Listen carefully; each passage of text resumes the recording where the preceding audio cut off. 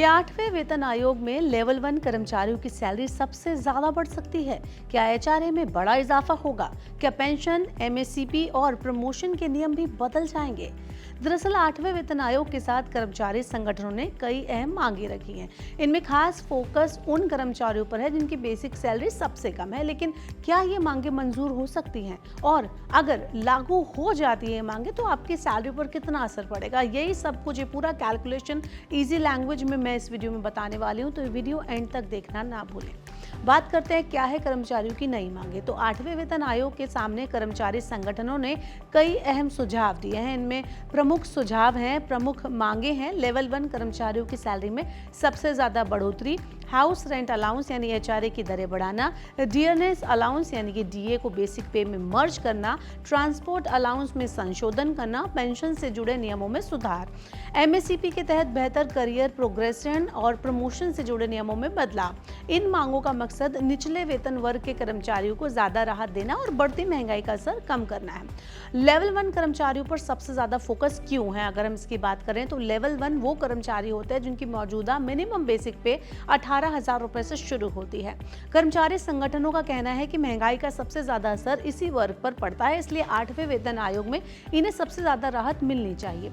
कुछ कर्मचारी संगठनों ने सुझाव दिया है कि एचआरए, ट्रांसपोर्ट अलाउंस और दूसरे भत्तों में बदलाव के साथ लेवल 1 कर्मचारियों की कुल सैलरी में सबसे ज्यादा प्रतिशत बढ़ोतरी हो सकती है। हालांकि यह सिर्फ कर्मचारी संगठनों का प्रस्ताव है, सरकार का अंतिम फैसला नहीं है।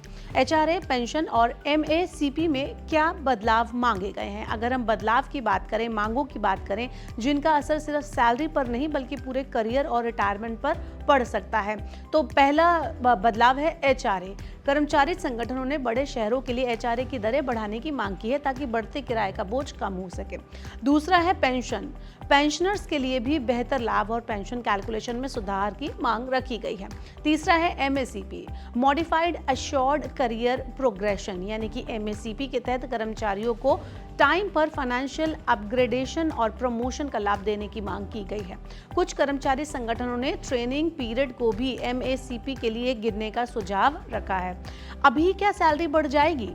अगर हम इसकी बात करें तो यहाँ पर सबसे ज़रूरी बात समझने वाली यह है कि अभी किसी भी कर्मचारी की सैलरी नहीं बढ़ी है।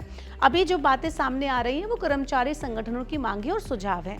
8वां वेतन आयोग इन पर विचार करेगा, अपनी सिफारिशें सरकार को देगा और उसके बाद ही सरकार अंतिम फैसला लेगी। यानी एचआरए बढ़ना, पेंशन में बदलाव, एमएससीपी सुधार या लेवल 1 कर्मचारियों की बड़ी सैलरी हाइक, इनमें से किसी पर भी अभी अंतिम मंजूरी नहीं मिली है। तो अगर आप कर्मचारी संगठनों की प्रमुख मांगे मान ली जाती है तो सबसे ज्यादा जो फायदा है वो लेवल 1 कर्मचारियों को मिल सकता है।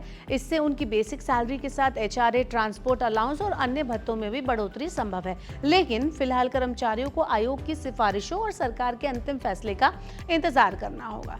आपकी क्या राय है? क्या सबसे ज्यादा राहत निचले वर्ग के कर्मचारियों को मिलनी चाहिए? आप हमें कमेंट बॉक्स में बताइए और इस तरह की वीडियोस के लिए देखते रहिए जी बिजनेस।